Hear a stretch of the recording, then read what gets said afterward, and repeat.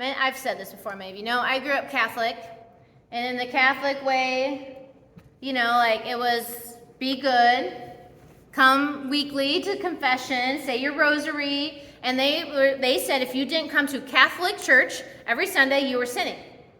Like even if you went to a different church, but if you didn't come to Catholic church, you were sinning because you didn't come to Catholic church. Now I want to look back and be like, show me where Jesus said that, but whatever.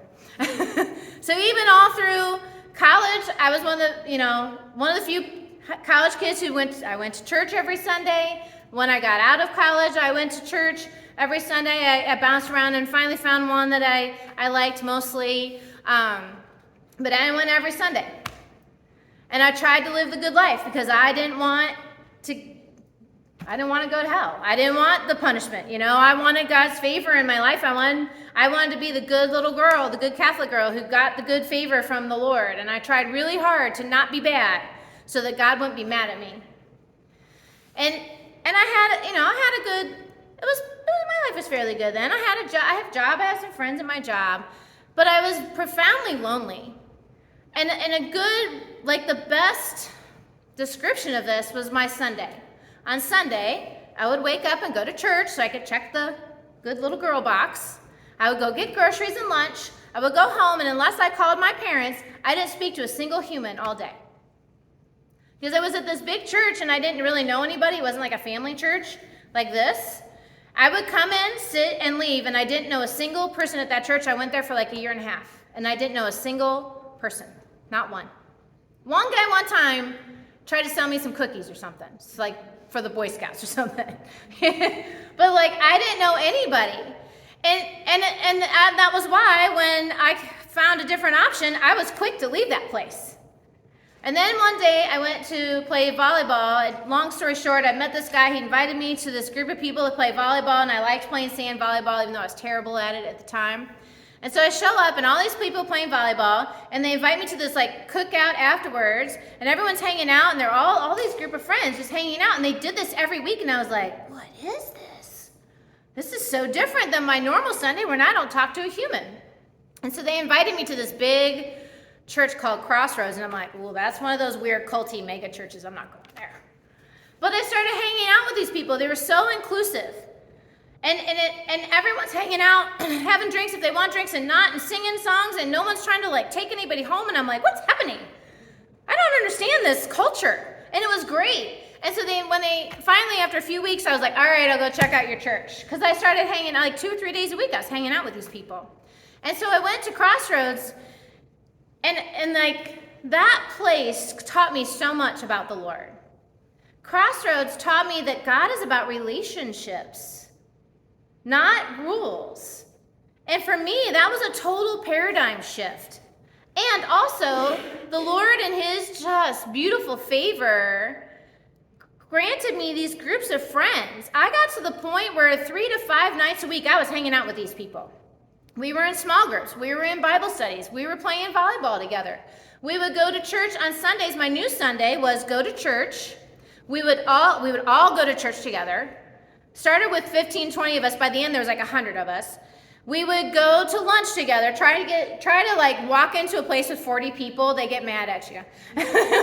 We would walk into a place, we'd have lunch, then we would go play volleyball together, or we'd do salsa lessons together, or we'd go hang out at someone's house, or we'd go do a Bible study together. It was the best, time of my life, because I really felt like I belonged. And this group of people, we were worshiping God together. We were the church wherever we went. We were doing mission trips. We were just together all the time. And when we were together, we would pray for each other. We would sit and sing songs together. It's funny because it just seems so crazy. Someone would pull out a guitar, and sometimes it was Sweet Home Alabama, and sometimes it was Amazing Grace. You never knew what was going to come out when we were hanging out. It could be worship, and when someone needed something, everybody rallied. I had a surgery, and they did one of those meal trains for me, and people brought food and stuff, because it's hard to cook and carry your food to another room when you're one-legged on crutches. So that was really awesome that these people were taking care of me. When I went to move, I had all kinds of people coming to help me move, which someone's a good friend if they come to help you move. And it was wonderful.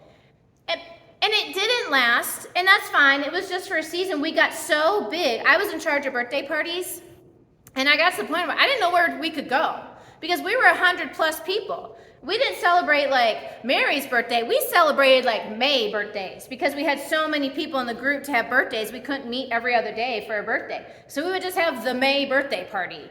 And I got to the point where I was like, I don't know where we're going to go because nobody's house holds 125 people. And so it did eventually fracture off as it needed to, because how do you have meaningful relationships when you're hanging out with 125 people? But we started, and people got married and had kids, and we started fracturing off into small groups and stuff like that, and it was still good, but that changed my life. And it changed the way I understood God, not just because I had friends, but it changed my understanding of God and who he was. And when I think about what God intended the church to be, that is what God intended the church to be. You know, I was talking to Steph this summer. I was asking her what is her vision for this church, for us. And she says, I miss when we used to just hang out together and go to birthday parties together.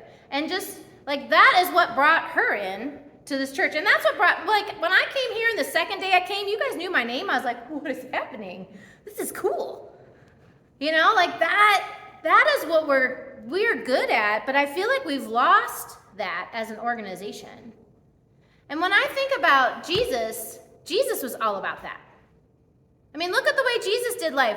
Jesus didn't just show up to synagogues on Sunday. The New Testament isn't all about Jesus walking into a synagogue. Every book in the Bible of the New Testament, the Gospels, does not start with, and one day Jesus walked into the temple and this is what he taught. I mean, yeah, he did some of that and that was great. But Jesus had a group of friends, like I did. He had his dudes and his girls. You know, he had his 12, and then the Marys would hang out with them. And I feel like they're like this band of people who just went from place to place, making friends. And even after Jesus was gone, that's what they did. They broke off, like my group of friends did. They broke off, and then each of them found their own little band of people to live life with and to do life with. Jesus demonstrates to us that the church, that life of faith is a life lived with friends of faith. And I feel like we've kind of lost that a little bit in this organization. And I really hope that we could get that back. And so I want to show you. So if you know anything about the Bible, so there's the Hebrew Bible, which we call the Old Testament. And then there's the New Testament. That's when Jesus came on the scene. And so the New Testament starts with the 4 Gospels, which are actual accounts of Jesus' life. And then after Jesus died, he rose again. After that, and he went up to heaven, they have the book of Acts. And the book of Acts is what happened after Jesus went to heaven. And so it's the account of what what the apostles were doing following Jesus going up into heaven. And here's one account from that. And it has to do with what we're talking about. It's in Acts 2. It says, they devoted themselves to the apostles' teaching and to fellowship, to the breaking of bread and to prayer, and everyone was filled with awe at the many wonders and signs performed by the apostles. All the believers were together and had everything in common. They sold property and possessions to give to anyone who had need, and every day they continued to meet together in the temple courts. They broke bread in their homes. They ate together with glad and sincere hearts, praising God and enjoying the favor of all the people. And the Lord added to their number daily those who were being saved. They met together regularly. They ate together. They worshiped together. They prayed together. They taught each other. So they did what Jesus did. They broke off into smaller groups, and they found people, and the Lord added to their number. It's not like they had like a 12-step plan. They had learned it through being with Jesus, and they just mimicked what they saw Jesus doing. And Jesus had a group of friends who ate and prayed and worshiped together and taught together. And so this must be the way you do it. You find a group of pals, and you live life together. How many of you guys watch TV shows with groups of friends? Like Friends. How I Met Your Mother, A Million Little Things, Seinfeld. Okay, there's lots of shows like where it's a group of 4 to 6 good friends living life together. I love shows like that. And every time I watch them, I'm like, oh, I want a group of friends like that. Like people who, if you're not there, they're like, where is she? Hold on, we can't get started because Stephanie's not there. Like that is what I would love in my life. I have friends, but like Jill and I were talking, because I'm turning 50 this year. And I said, I don't know how anyone could plan a birthday party for me. Like, not that's all about me, but like how? Because none of my friends know each other. Like I've got you guys, I've got some school friends, I've got Jill and Sarah, and like I've got some of my old small group friends, but like none of my people are friends with each other. I have little pockets of friends. And I wish that I had like a core group that's like my people. And that desire is because that is what we were made to be. You know, when God made Adam, what's the first thing he did? He made him a partner. And what was the first thing he told him to do? Multiply. Create your own group. Create your own family. God is about relationships. He's about groups of people coming together to know who he is. So I don't know if you guys realize this sermon series has been on friendships, and each one has been named after a song title. I named this one, I'm Not Me Without You, which is a Taylor Swift song. I did not know this song. I looked up, I Googled, song titles about friendship. And this one came up. And I was like, oh, that fits with what, I'm teaching. Because the church is not the church without the people. The church is not this building. This building is not the church. If you guys remember when you were kids, we did this. Here's the church and here's the steeple. Look inside and there's the people. Anyone else? I see a couple, yeah. Okay, that, as much as I remember that, and we're all like, yeah, I remember that. No, it had it all wrong. Here's a building with a steeple. The church inside are all the people. Should be how it goes.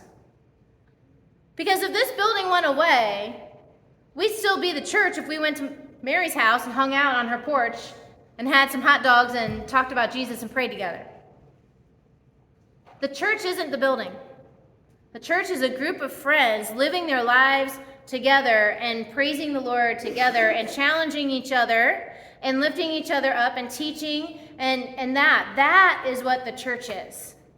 And so the church is not the church. I'm not me without you. Without you guys, we're not a church. And so I put a little snippet of the song. I had never heard it. I'm sorry, Swiftie fans are like, so I put a little, for those of you who have also never heard of it, I put a little snippet of the main verse and with the title part.